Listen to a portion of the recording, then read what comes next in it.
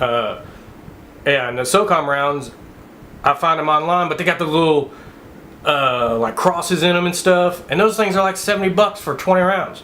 I'm not shooting those things out of a paper target. So I ended up buying the dies and went and bought some brass and stuff. So I made my own SOCOM rounds.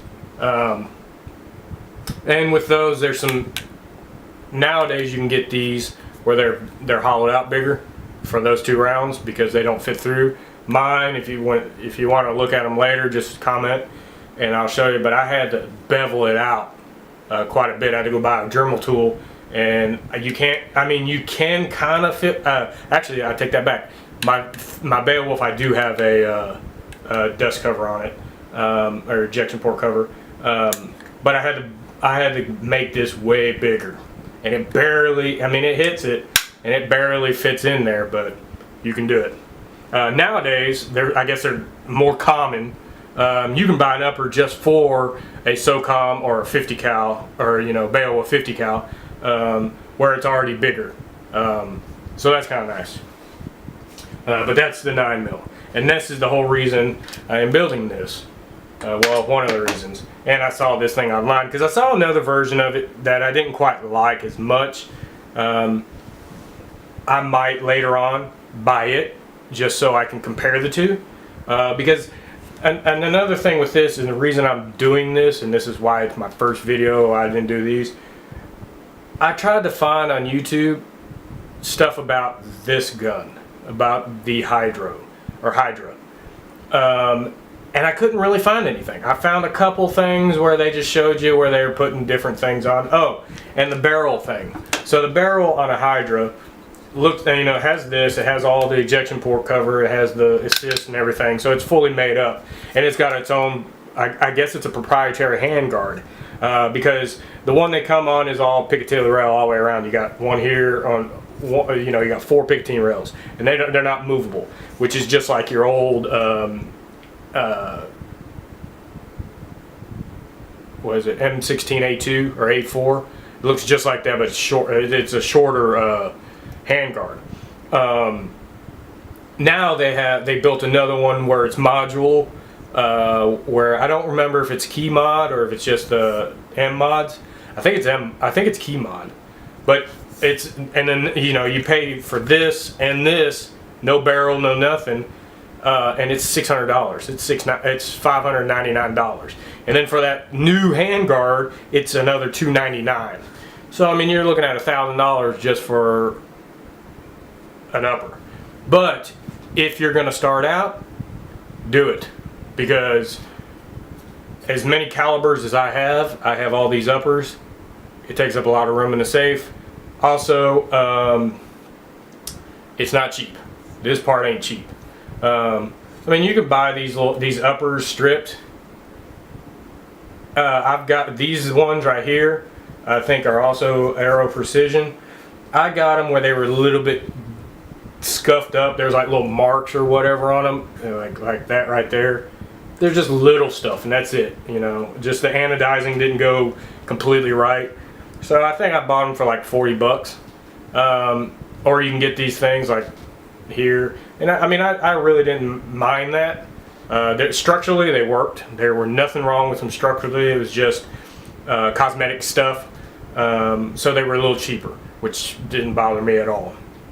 But you can get these uppers for anywhere from like, I think I found some on Midway for like $66, all the way to like 100 and something. You can get ridiculous, and they come in all kinds of colors too. Because later on, I want to do a ODE color one, fully. I found one with an upper and lower, and I'm also wanting to do a 308, because I don't have a 308. I don't have an AR-10 yet. Been wanting to, but I found Spike Tactical makes the coolest lower that I've ever seen, and the lower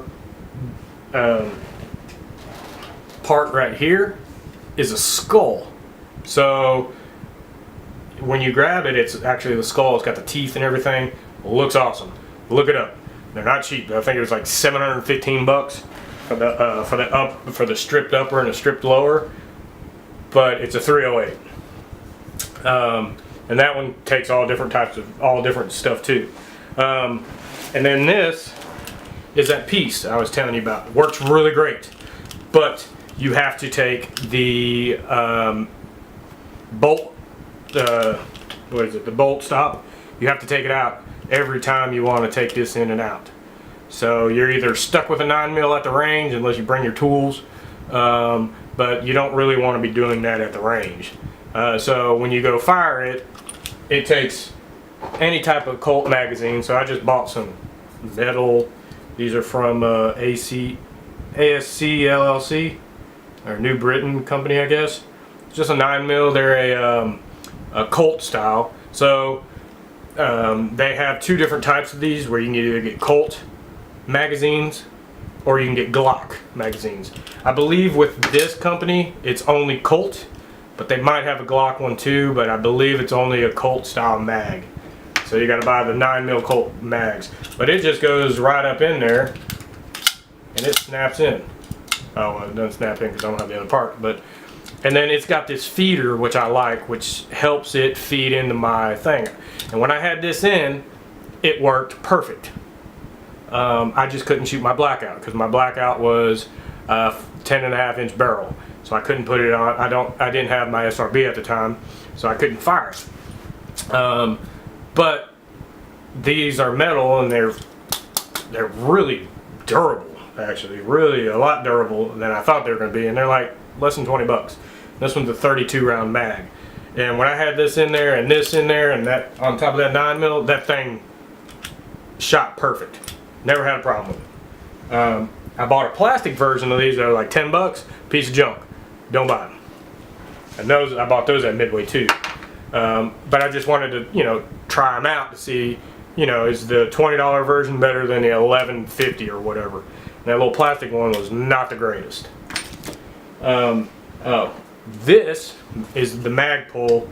I don't even remember, what is this? It's ACS.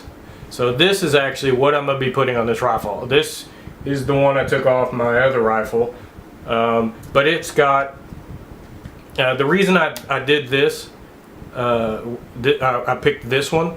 There's two reasons actually. One, because my optics are 123s, and you can pull these little pieces out right here, and then batteries go in here. So you can slide batteries on both sides. So, and they'll fit so both sides will come out. So, and they'll fit like if you get some of the EOTechs take double A's, you could do double A's in there. They'll ride around a little bit more. But I'm not a cop. I don't do SWAT. I don't do any of that stuff anymore. So I don't really need to be that quiet. So that doesn't, if it shakes a little bit, it's not that bad. And then this piece is one of the main reasons I'm doing it, is because my SRB is going to be in here. So if they ever ask for it or whatever when I'm shooting, I'll have it with me. It's somewhere. I always have it with this gun. And that's why I'm using this one. And I believe, when you tear these things apart, this spring, watch out for, because taking it out of the other one, I just ate that one alive. But you can go online, and I went online and bought a whole bunch of them, so I've got extras. And you can get like 10 of these things for like $2. Just go online and look for them, and you can just buy extra parts. Just go spend 20 bucks and you have a whole bunch. If you're going to build, if you're not going to build, don't worry about it. But if you're going to build a lot of them, do it, because it's totally worth it.